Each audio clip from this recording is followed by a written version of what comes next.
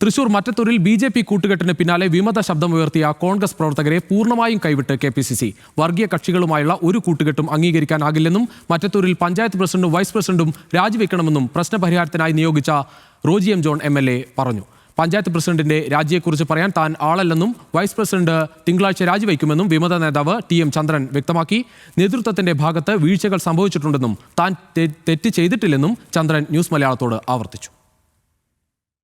KPCC. മുന്നോട്ട് വെച്ച അനുനയ നീക്കത്തിന് വഴങ്ങിയ മറ്റത്തൂരിലെ വിമത കോൺഗ്രസ് പ്രവർത്തകരെ ഞെട്ടിച്ചാണ് നേതൃത്വത്തിന്റെ പുതിയ തീരുമാനം. ടി.എം. ചന്ദ്രൻ അടക്കമുള്ള നേതാക്കളും പഞ്ചായത്ത് അംഗങ്ങളും ഉൾപ്പെടെയുള്ള വിമതർക്ക് തെറ്റുതിരുത്തി തിരിച്ചുവരാമെന്നും വർഗീയ സംഘടനകളുമായുള്ള ഒരു കൂട്ടുകെട്ടും പാർട്ടി അനുവദിക്കില്ലെന്നുമായിരുന്നു ഇക്കാര്യത്തിൽ കെ.പി.സി.സി. നിലപാട് വ്യക്തമാക്കിയ റോജി എം ജോൺ എം.എൽ.എ. വാർത്താ സമ്മേളനത്തിൽ പറഞ്ഞത്.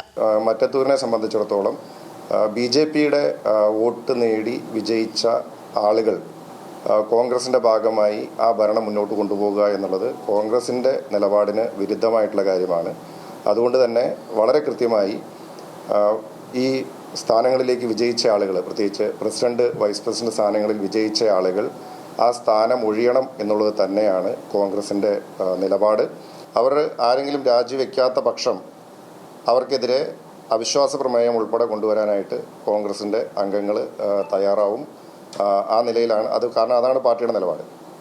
ബി.ജെ.പിയുടെ വോട്ട് നേടി സ്ഥാനങ്ങളിലെത്തിയ മറ്റത്തൂർ പ്രസിഡന്റും വൈസ് പ്രസിഡന്റും രാജിവെക്കണം. ഇവർ ഒഴിയാൻ തയ്യാറാകുന്നില്ലെങ്കിൽ കോൺഗ്രസ് അവിശ്വാസ പ്രമേയം കൊണ്ടുവരുമെന്നും റോജി വ്യക്തമാക്കി. പ്രസിഡന്റ് സ്വതന്ത്രയായി മത്സരിച്ചതിനാൽ വിപ്പ് നൽകുന്നതിൽ പരിമിതിയുണ്ട്. അതുകൊണ്ടാണ് അവിശ്വാസം കൊണ്ടുവരുന്നതെന്നും റോജി എം ജോൺ പറഞ്ഞു. അതേസമയം പാർട്ടി എടുക്കുന്ന തീരുമാനങ്ങളെ അംഗീകരിക്കുന്നുവെങ്കിലും പ്രസിഡന്റിന്റെ രാജിക്കാര്യം തനിക്ക് ഉറപ്പു നൽകാനാവില്ലെന്നും വൈസ് പ്രസിഡന്റ് തിങ്കളാഴ്ച സ്ഥാനം രാജിവെക്കുമെന്നും ടി.എൻ. ചന്ദ്രൻ ന്യൂസ് മലയാളത്തോട് പറഞ്ഞു. ഡി.സി.സി. നേതൃത്വത്തിന് വീഴ്ച പറ്റിയില്ലെന്ന് കെ.പി.സി.സി. പറഞ്ഞാൽ അംഗീകരിക്കാനാകില്ലെന്നും തെറ്റ് ചെയ്തെങ്കിൽ മാത്രമേ തിരുത്തേണ്ട കാര്യമുള്ളൂവെന്നും ചന്ദ്രൻ വ്യക്തമാക്കി.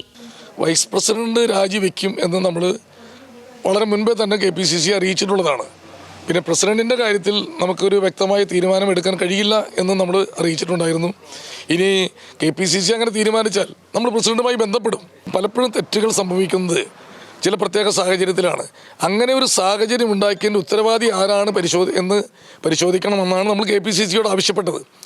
സ്വാഭാവികമായും കെ.പി.സി.സി. അത് പരിശോധിച്ചിട്ടുണ്ടാകും എന്ന് ഞാൻ വിശ്വസിക്കുന്നു.